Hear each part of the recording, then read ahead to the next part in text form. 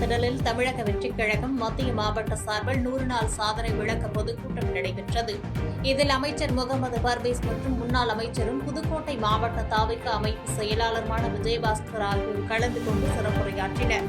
கூட்டத்தில் பேசிய முன்னாள் அமைச்சர் விஜயபாஸ்கர், போராடி பெற்ற வெற்றியே நிலைத்து நிற்கும் என்றும் கட்சி தொடங்கிய 2.5 ஆண்டுகளில் ஆட்சியை பிடித்த ஒரே கட்சி தாவிக என்றும் பெருமிதம் கொண்டார். தொடர்ந்து பேசிய அமைச்சர் முகமது பர்வேஸ், விவசாயிகளுக்கு பயிர்க்கடன் தள்ளுபடி, சில்லறை மதுபான கடைகளை மூடியது, சிங்கப்பெண் அதிரடி படை போன்ற பல்வேறு சாதனைகளை அரசு செய்துள்ளதாக சுட்டிக்காட்டியதோடு வரவிருக்கும் உள்ளாட்சித் தேர்தலில் 100க்கு 100 வெற்றி பெற அனைவரும் இணைந்து உழைக்க வேண்டும் என கேட்டுக் கொண்டார்.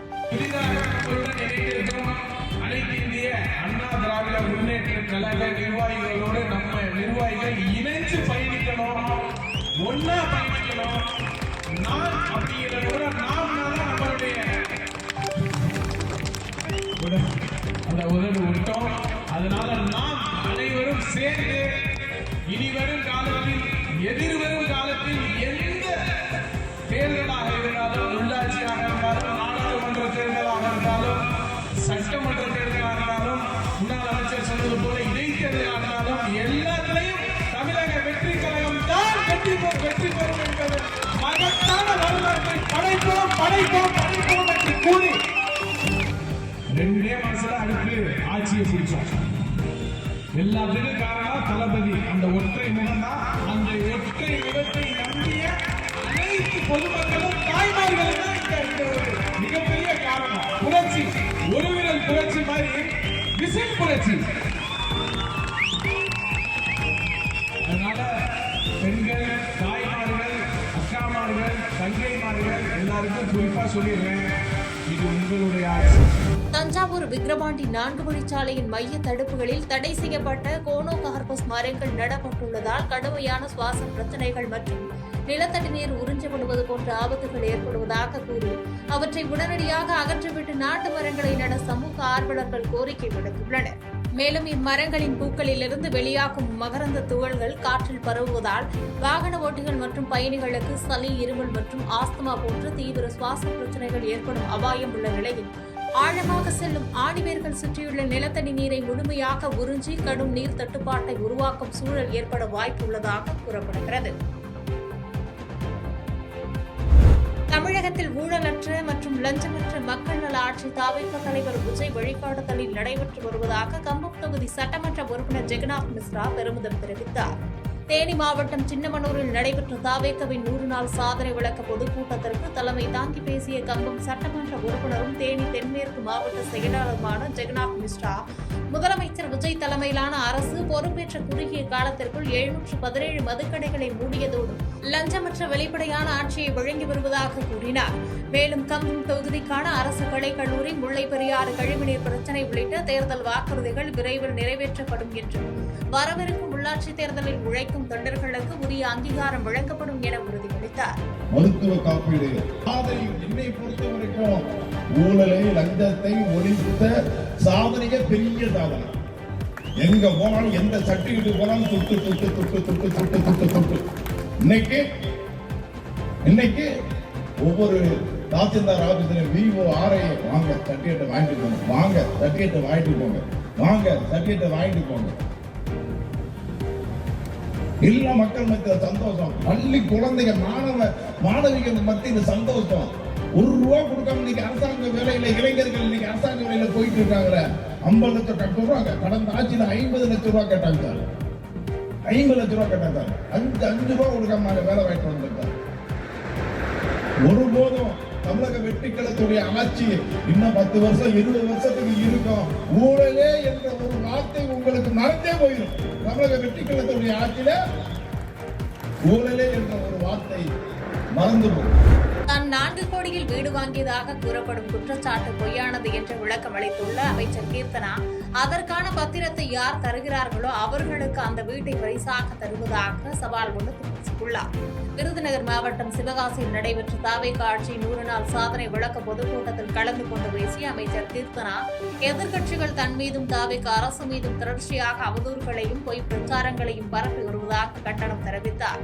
சட்டமன்ற நேரலை வழங்குவது, அரசு பள்ளிகளில் ஆய்வு மேற்கொண்டது மற்றும் தனது உடை மற்றும் நடனம் குறித்து எதிர்க்கட்சிகள் வைக்கும் விமர்சனங்களுக்கு கடுமையான பதிலடி கொடுத்தார். மேலும் ஊழலற்ற வெளிப்படையான ஆட்சியை தாவேகா வழங்கி வருவதாக சுட்டிக்காட்டினார். எதிர்கட்சியில இருந்து அத்தனை பிரச்சனை, நம்மள வேலையே பார்க்க விடல. ஒரு வீடியோலாம் நீங்க பார்த்திருப்பீங்க, என்னைய ஒரு இடத்துல நின்று கேம்பெயினே பண்ண விடல. அந்த அளவுக்கு ஒரு எதிர்கட்சிகள்லாம் ரொம்ப நம்ம டார்ச்சர் பண்ணி வச்சிருக்காங்க. அத்தனையும் தாண்டி வரதுக்கு உறுதுணையா இருந்தது இன்னைக்கு நம்ம தாவேகா தொண்டர்கள், இங்க இருக்க ஐடி விங் பசங்க, இங்க இருக்க தாவேகால இருக்கிற ஒவ்வொரு மனிதர்களும். அத்தனை விமர்சனங்கள், முன்னாடியும் அத்தனை விமர்சனங்கள், இப்பயும் அத்தனை விமர்சனங்கள் இல்லாம ஸ்மூத்தா நாங்க மக்கள் சேவை பண்றதுக்காக வந்தோம். அதை பண்ணவே விடக்கூடாதுன்னு எதையாவது சொல்லிக்கிட்டே இருக்கிறதுதான் வேலையே. எதையாவது சொல்லிட்டே இருக்கிறதா வேலையே. அங்க சட்டசபையில் உட்காந்துட்டு பார்த்துட்டே இருப்பாங்க. இவங்கெல்லாம் வந்தாங்க, எப்படி இருந்து புரியலையே. நம்ம இங்க இருந்து உட்காந்து இவங்களுக்கு எல்லாம் மக்கள் இவ்வளவு நாள் எப்படி நம்பி ஓட்டு போட்டாங்க.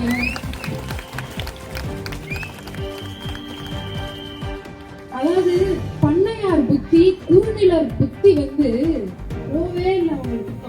நம்ம சாமானியர்லாம் எப்படி சட்டசபைக்குள்ள வந்தாங்கன்னு இன்னும் அப்படியே உள்ள இருந்து இருந்துகிட்டே இருக்கு வைத்தறிச்சல். எல்லாருமே பாத்தீங்கன்னா பண்ணையாரும் குறுநில மன்னர் தான். அவ்வளவு காசை வச்சுக்கிட்டு மக்களுக்கு வாரி வாரி அரைச்சுக்கிட்டு இருந்தாங்க. மக்கள் பணின்ற ஒண்ணு பண்ணதே கிடையாது. ஆவணி மாத முகூர்த்தம் மற்றும் தேவை அதிகரிப்பு காரணமாக ஆண்டிப்பட்டி மார்க்கெட்டில் ஒரு கட்டு வாழை இலை 5500 ரூபாய்க்கு ஏலம் போனதால் விவசாயிகள் மகிழ்ச்சி அடைந்துள்ளனர். தேனி மாவட்டம் ஆண்டிப்பட்டி மற்றும் அதனை சுற்றியுள்ள வட்டார பகுதிகளிலிருந்து சென்னை, திருச்சி, ஒசூர் உள்ளிட்ட பெருநகரங்களுக்கும் வெளி மாநிலங்களுக்கும் வாழை இலை ஏற்றுமதி செய்யப்படும் நிலையில் வரத்து குறைவு மற்றும் ஆவணி மாத வளர்ப்புறை முகூர்த்தம் காரணமாக தேவை பல மடங்கு அதிகரித்துள்ளது. கடந்த வாரம் 500 ரூபாய்க்கு விற்ற ஒரு கட்டு வாழை இலை தற்போது 11 மடங்கு அதிகரித்து 5500 ரூபாய் வரை ஏலம் போகிறது. இதனால் விவசாயிகள் மகிழ்ச்சியடைந்தாலும் சில்லறை விற்பனையில் ஒரு இலை 30 ரூபாய்க்கு மேல் விற்கப்படுகிறது. பிளாஸ்டிக் பயன்பாட்டை தவிர்த்து தமிழகம் முழுவதும் உள்ள ஹோட்டல்களில் வாழை இலையை மட்டுமே கட்டாயமாக அரசு நடவடிக்கை எடுக்க வேண்டும் என்று விவசாயிகளும் வியாபாரிகளும் கோரிக்கை வைத்துள்ளனர்.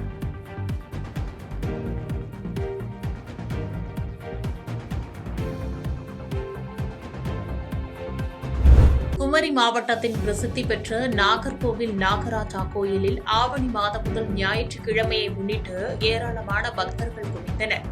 நாகதோஷ பரிகார தலமாக விளங்கும் இக்கோயிலில் சாமி தரிசனம் செய்ய குமரி மாவட்டம் மட்டுமின்றி வெளி மாவட்டங்கள் மற்றும் வெளி மாநிலங்களிலிருந்தும் பக்தர்கள் வருகை தந்தனர். பக்தர்களின் வருகை அதிகரித்ததால் கோயில் நிர்வாகம் மற்றும் இந்து சமய அறநிலையத்துறை சார்பில் வரிசையாக சென்று சாமி தரிசனம் செய்ய தடுப்பு கம்பிகள், குடிநீர் உள்ளிட்ட அடிப்படை வசதிகள் மற்றும் பந்தல் ஏற்பாடுகள் செய்யப்பட்டிருந்தன. மேலும் கூட்ட நெரிசலை பயன்படுத்தி குற்றச்சம்பவங்கள் நடைபெறாமல் இருக்க காவல்துறையினர் தீவிர பாதுகாப்பு மற்றும் கண்காணிப்பு பணியில் ஈடுபடுத்தப்பட்டனர். அம்மை நோயாளிகளுக்கான மண்டப அறிவிப்புக்கு எதிரான பொய் பிரச்சாரம் மேற்கொள்ளப்படுவதாக அமைச்சர் ரமேஷ் கண்டனம் தெரிவித்துள்ளார். திருச்சி விமான நிலையத்தில் செய்தியாளர்களை சந்தித்து பேசிய இந்து சமய அறநிலையத்துறை அமைச்சர் ரமேஷ், அம்மை நோயால் பாதிக்கப்பட்டு குணமடைந்தவர்கள் வந்து தங்குவதற்காகவே அன்னை மாரியம்மன் கோயில் அருகில் மண்டபம் அமைக்கப்படும் என அறிவிக்கப்பட்டதாகவும், ஆனால் இதனை திமுகவினர் நோயாளிகளை அங்கு தங்க வைப்பதாக தவறாக பொய் பிரச்சாரம் செய்து வருவதாக குற்றம் சாட்டினார். மேலும் கடந்த ஆட்சியில் விளம்பரத்திற்காக அறிவிக்கப்பட்டு தொடங்கப்படாத பல திட்டங்கள் ஆய்வு செய்யப்பட்டு ரத்து செய்யப்பட்டுள்ளதாகவும், தமிழகத்தில் உள்ள 50 முதுநிலை கோயில்களில் செல்போன் தடை வெற்றிகரமாக நடைமுறைப்படுத்தப்பட்டு வருவதாக தெரிவித்தார். திட்டமிட்டு ஒரு பொய் பிரச்சாரத்தை திமுக நேற்று நடுராத்திரி 12 மணிக்கு எந்திரிச்சு பண்ணிட்டு இருக்காங்க. தெரியுமா உங்களுக்கு? நடுராத்திரி 12 மணிலேருந்து 2 மணி வரைக்கும் திடீர்னு தூங்குற அத்தனை பேரும் எந்திரிச்சு ஒரு பொய் பிரச்சாரத்தை பண்ணிட்டு இருக்காங்க திமுகவில். நாங்க இதே திருச்சியில் இருக்கக்கூடிய அன்பில் மாரியம்மன் கோயிலுக்கு அம்மை வார்த்தவர்கள் தங்கும் மண்டபம்னு ஒரு மண்டபத்தை அனௌன்ஸ் பண்ணோம். அது எதற்கான மண்டபம் அப்படின்னா, அந்த கோவிலுடைய வழக்கப்படி பார்த்தீங்கன்னா அம்மை வார்த்தவர்கள் என்ன பண்ணுவாங்கன்னா, அது சரியாயிடுச்சுன்னா கோவில்ல வந்து தங்கி வழிபாடு செஞ்சுட்டு போவோம்னு வந்து வேண்டுதல் வைப்பாங்க. அப்ப அந்த வேண்டுதலுக்காக வரக்கூடிய பக்தர்களின் எண்ணிக்கை ரொம்ப அதிகமாக இருக்குது. தமிழ்நாட்டில் பல்வேறு இடங்கள்ல இருந்து அங்க வராங்க, ஒரு பிரசித்தி பெற்ற கோயில். அப்ப அதற்குன்னு சொல்லி ஒரு தனியாக ஒரு மண்டபம் இருந்துச்சுன்னா, அந்த மாதிரி அம்மை வார்த்தவர் குணமான பிறகு இங்க வந்து தங்கி தரிசிப்பதற்கான ஒரு பெரிய இனிஷியேட்டிவா இருக்கும்னு அந்த மக்கள் எல்லாம் கேட்டுட்டாங்க. அதன் அடிப்படையில் அந்த மண்டபத்தை அனௌன்ஸ் பண்ணும். ஆனா என்ன பண்றதுன்னே தெரியாம, எப்படி எதிர்க்கிறதுன்னு தெரியாம, யார் ஐடியா கொடுத்தாங்கன்னு உண்மையிலேயே தெரியலங்க. நேற்று நைட்டு 12 மணிக்கு, நடுராத்திரி 12 மணிக்கு எந்திரிச்சு மொத்த திமுகவுடைய இணையதள உடன்பிறப்புகளும் என்ன பண்றாங்கன்னா, அம்மை வார்த்தவர்களை போய் அந்த மண்டபத்தை தங்க வைக்கிறீங்களே, இந்த நோய் பரவிடாதா, மெடிசன்ஸ் வரலையா, இன்ஜெக்ஷன்ஸ் வரலையான்னு ரொம்ப அறிவாளித்தனமா நடுராத்திரி 12 மணிக்கு அறிவை வெளியில எடுத்து வச்சு இப்படி ஒரு பிரச்சாரத்தை நேற்று நைட்டு பண்ணிட்டு இருக்கிறாங்க. தமிழகத்தில் ஊழல் இல்லாத ஆட்சி நடத்தி வரும் முதலமைச்சர் விஜய் வருங்கால பிரதமர் என அமைச்சர் ஜெகதீஸ்வரி தெரிவித்துள்ளார். விருதுநகர் மாவட்டம் ராஜபாளையத்தில் நடைபெற்ற தமிழக வெற்றி கழக ஆட்சியின் 100 நாள் சாதனை விளக்க பொதுக்கூட்டத்தில் பங்கேற்று பேசிய அமைச்சர் ஜெகதீஸ்வரி, தன் மீது பல பொய் புகார்களை தெரிவித்து தன் தனிப்பட்ட நற்பெயரை குலைக்க முயன்றாலும் தான் ஓடி ஒழிய மாட்டேன் என்றும், சிங்கம் போன்ற சீறி எழுந்து மக்களுக்காக தொடர்ந்து போராடுவேன் என ஆவேசமாக தெரிவித்தார். மேலும் ராஜபாளையம் தொகுதி மக்களின் குறைகளை தீர்க்கும் வகையில் நகர் மற்றும் கிளை ஒன்றிய பகுதிகளில் புகார் பெட்டிகள் வைக்கப்படும் என்று அறிவித்தார். என்ன பெண் பிள்ளை தானே, இதை என்ன வேணாலும் பண்ணி பார்க்கலாம். முதல்ல பெண்களை எப்படி நம்மளுடைய கேரக்டரை டச் பண்றது.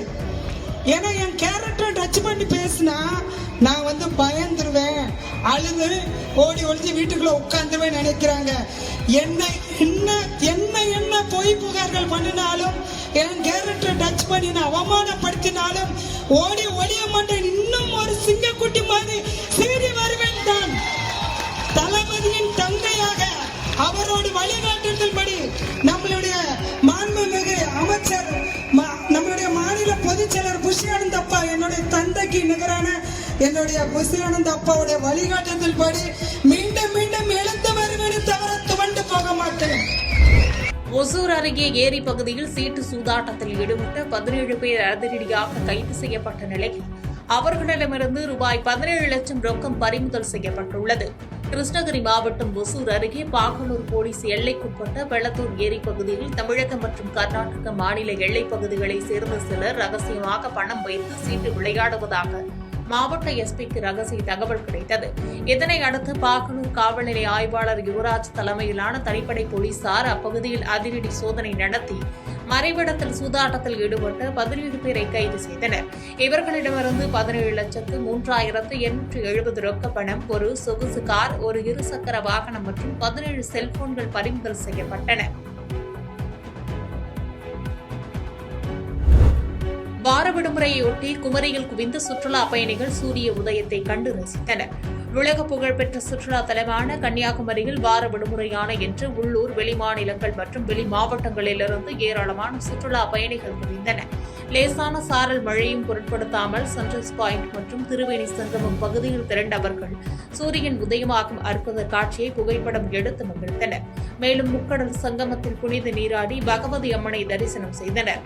சுற்றுலா பயணிகளின் வருகையால் கடற்கரை பகுதி கடைகளில் வியாபாரம் களை கட்டிய நிலையில் மாவட்ட காவல் கண்காணிப்பாளர் ஸ்டாலின் உத்தரவின் பேரில் பாதுகாப்பு பணிகளும் தீவிரப்படுத்தப்பட்டிருந்தன.